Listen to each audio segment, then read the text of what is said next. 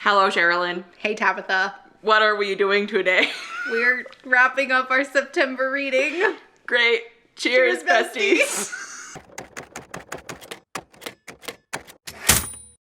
Surprisingly, it's a cold brew from Starbucks with the pecan cold foam. Wow. Shocking, I know. I'm so surprised. It's only what I've been drinking all month. No big deal. How about you? I have the vanilla sweet cream cold brew. Cheers, bestie.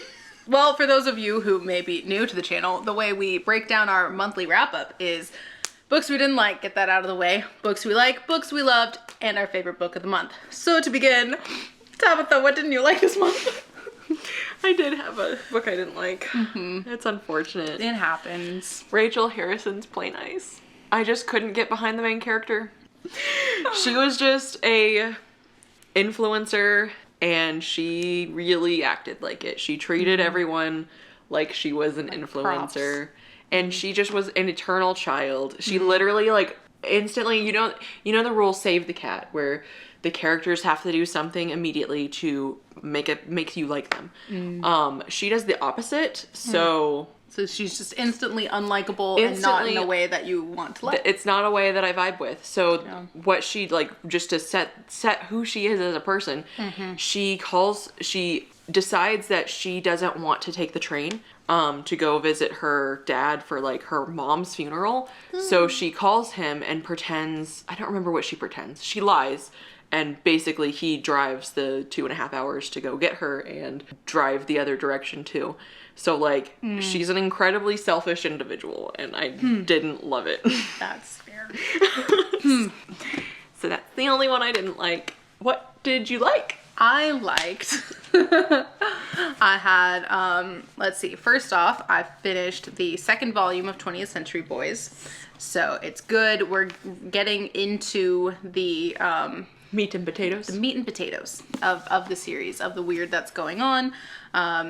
Yeah, what we're following is the two timelines of some boys when they were kids and now 20 or so maybe years later and they're adults. It's at the turn of the century and there's weird stuff going down and they're trying to figure out what that's about and how it connects back to the time that they were kids. And so it's been kind of like typical foundation setting for that kind of story, but now at the end of this one it started to branch off into its own thing. Yes. So that's been really good to see.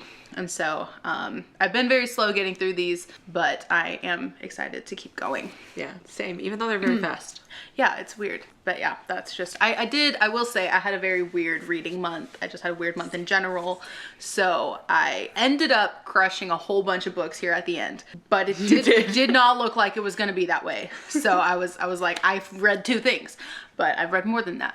But yeah, it was a weird month. I'm not going to lie. So a lot of this happened just in the end. In the end, a lot of things happened. Yes. So the next book that I liked was The Fisherman by John Langan. And this was a really neat story. It's follows a couple of guys who have both just been through traumatic incidents. They've both been through incredible loss and they're kind of reeling with the grief from those different losses. And they become friends, they bond over fishing, and they find out about a unique fishing spot nearby and they want to go check it out. And so this book is first their story, that bit that I just told you, and then we get the story of this fishing spot where they're headed. And then we get the story of what happens once they get there. So it was a really good story. I did really like the story in the middle about kind of the history, the behind the I don't know if behind the scenes is the right Behind the scenes. but the behind the scenes of that place where they're going. And then it would, interestingly enough, coming back to the present day timeline kind of like took me out a bit, which Tabatha had the opposite when she read this book, so it's kind of funny. But I really liked that middle story a whole lot. And so when we came back to the guys and what they were going through, I was just kind of like, take it or leave it. Really, if this book was just that middle story, I would have been happy. So it was a little weird experience, but it was still really good and still a really interesting and well told story. So that was fantastic. And then the last book I liked was Kingdoms of Death, book 4 in the Sun Eater series. So this one, the books had been getting progressively better for me, and this one kind of brought it back, because the beginning of the story, the whole time I was just kind of like, why are we here? What's going on? What's the point? And then after that, where the story went to and all the things that unfolded and happened, like, it's still like classic Sun Eater. Like, we have a whole bunch packed in there, lots of crazy, lots of stuff that we learned and discovered and all these things, but that first bit actually like took me out, and I had to put the book down for like the entire month and then get back to it here at the end of the month. So that brought it back down to just a solid 4, but it was still great story, great storytelling.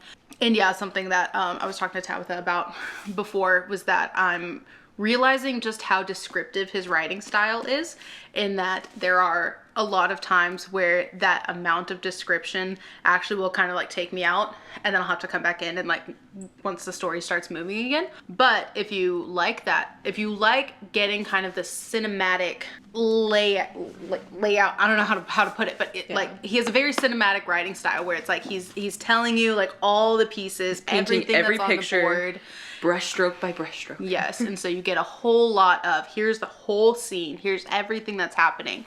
And so it's very immersive that way, like you get all of it. But at the same time, I already have a very like vivid and wild imagination.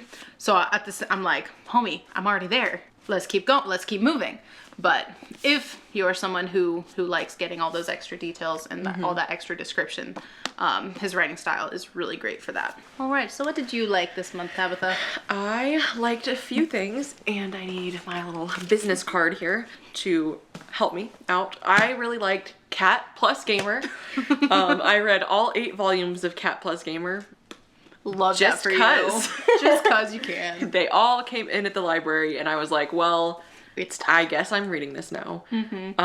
So it's fun. It's way on the cozy vibe. So if you need something lighter, more cozy, yeah, lighthearted, cozy, low stakes. Very low stakes. She's raising a cat or 2 later. Spoiler alert. Yeah, it's just a lot of fun. It's just sweet, cute, silly, goofy, fun time. So definitely liked that one. And then the other one that I have digitally that I liked was Tales of the Sun Eater, volume 1. And yeah, if it was mostly that one story, that like night shift worker, I think that was my favorite one. That's the one that's very much stuck with me. Some of them have also like filtered out a bit of my brain. But slept since then. It happens. That's hands down my favorite one. There are some other really good ones, but if it was like that one and like they were all to that level, it did such a good job of conveying a small person in a bigger person's world. So like, he's just the night shift guy. He's not a soldier. He's just taking care of the night shift. Nothing's supposed to happen in the night shift. And so I really liked seeing that. I really liked seeing that versatility too in Rockio's writing. So that gives me more faith in him for like after Sun Eater, for whatever's next. So really, really enjoyed that one. And then I have a few physical books. So Elevation, cute little guy here. This is following a dude who is losing about 1 pound a day, and it's not showing. Nothing is visually happening, but he's losing that weight. He doesn't know how, and he has a doctor friend. One thing I didn't mention in like the weekly wrap up is the doctor's like, hey, you should probably like see a doctor. I'm retired and stuff, so I can't really help you. And then he's like, bro, they would literally lock me up, and like, I know where this is going. I'm gonna die. Like, I'm literally losing so much weight.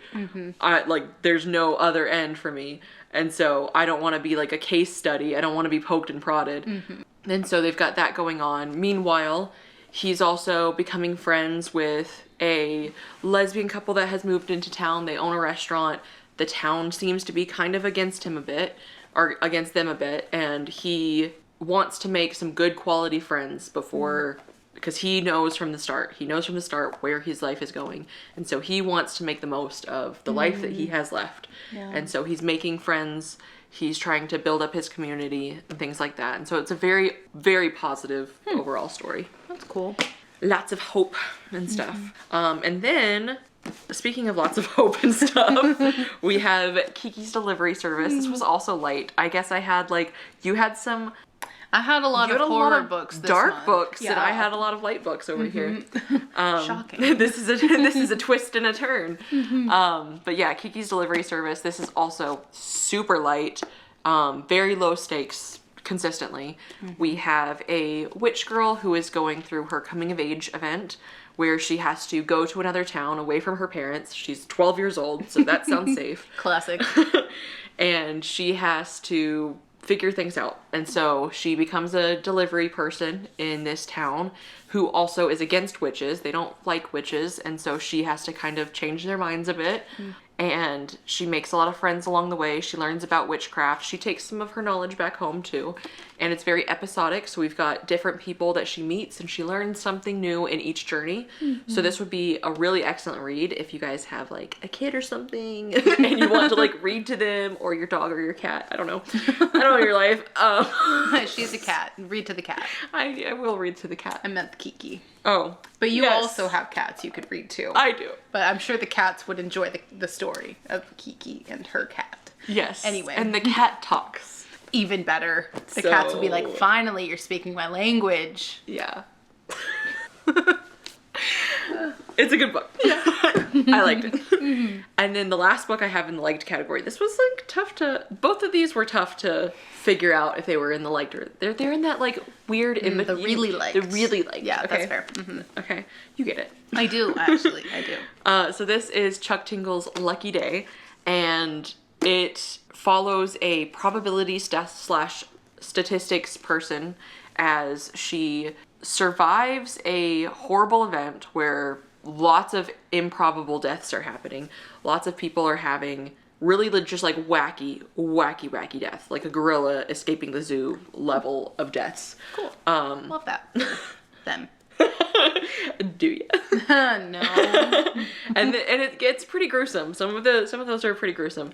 But then that seems to be a one-time only event, and then she meets an investigator, and they start investigating what could have caused that, what caused that. Yes. Cool.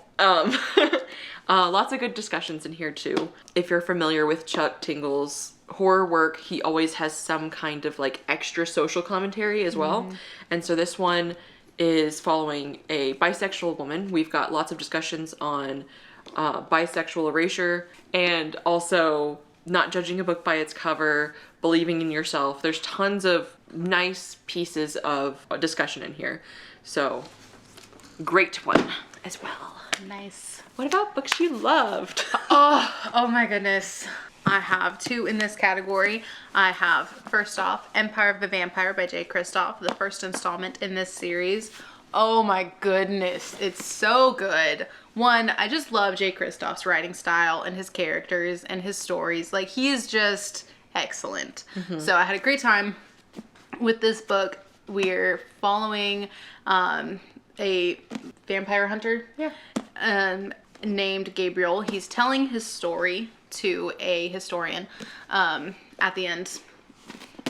At the end of his story, who knows? But he's already been through all this stuff, and he's telling his story. It's a frame narrative. It's a frame narrative. So he is kind of bouncing back and forth between two storylines. He talks about his childhood, he talks about his time becoming a vampire hunter, and then he talks about some time after that academy kind of setting, where he's off doing his own thing. And so we're kind of filling in the pieces of his whole story. Well, the first part of his whole story. And yeah, lots of good story and world building. Yeah, I love Jay Kristoff's characters and his writing. He's just so snarky and cheeky. There's so many good twists. There were some things that I saw coming, but that were still good. They were the right progression for the story. So yeah, it was a solid book. Really liked it. Really loved it. So very excited for book 2, and then soon to come out book 3. But wow, yeah, good one right there. And then I finished Black River Orchard by Chuck Wendig. Finally, I'll have y'all know that I started this in July, I think. And then I got 2/3 of the way through, and then I just put it down. You do that sometimes. And I just do that sometimes. And I don't know why. I just kind of was like, all right, I'm good on that for now. And so now, like 2 months later, I have completed the book. And I'm just laughing at myself at where I put it down and where I picked it back up. Like, there was such a turn in the story at that point. I was like, wow, wow. Yeah, it was a really big deal. But this is following, we have multiple characters who we're following through this story. And kind of the main thing going on here is that we have a dad and his daughter who have a farmhouse, they have land, and the dad has begun an apple orchard. And the apples he is growing naturally have something going on with them. And all of the people who eat the apples subsequently have something going on with them. And so it turns into this weird apple eaters and non-apple eaters and kind of what's happening to the people, what's happening to the town, and how do we make it out of this. So it's a really good kind of spiral into just I guess like it like escalates like in a like but yeah, it's really good. I loved the characters and I loved just the whole story and the setting. And it's set in Pennsylvania, so the world building is, here. But overall, I really like Chuck Wendig's writing style because he's just very to the point. He's very concise. He's very, punchy. So his despite this being a chunker, it's very easy to read. It's very quick. And it just flows really well. And he does multiple character voices well, too. So we have multiple characters that we're following, but they definitely feel like separate characters. They feel like their own. So it was a great time. Definitely got into some really horrific, really creepy and unsettling stuff. So it was fantastic. I loved it. What did you love this month, Tabatha? A few things. So volume 3 of 20th Century Boys, which kind of gave you the rundown. We are definitely in the meat and potatoes at this point. We have progressed. And that is all I can tell you. All right. Especially since you already had book. Yeah. Oh, yeah. Yeah. Yeah. Good book. Loved it. Good.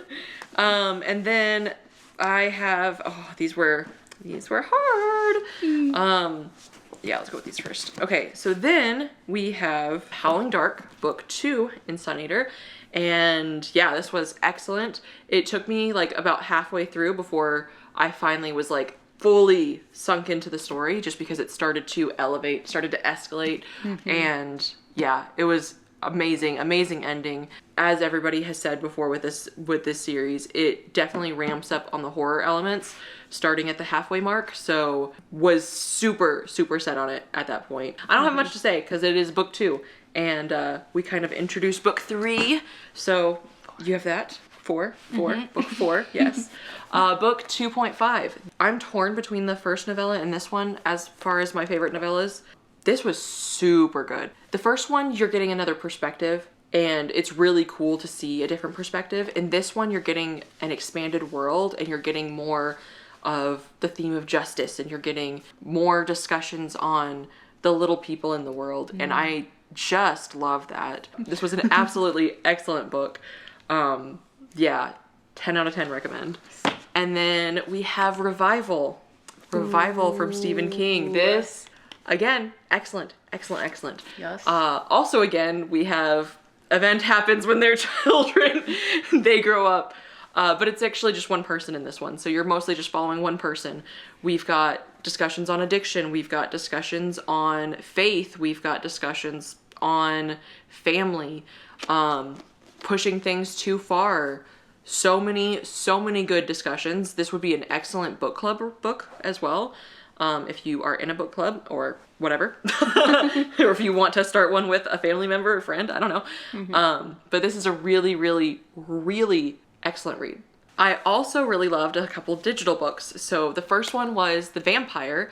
This is the first modern vampire story, and it is just so excellent. Obviously it has vampires, so I'm gonna love it. But it was really cool to see that suave but still very villainous vampire.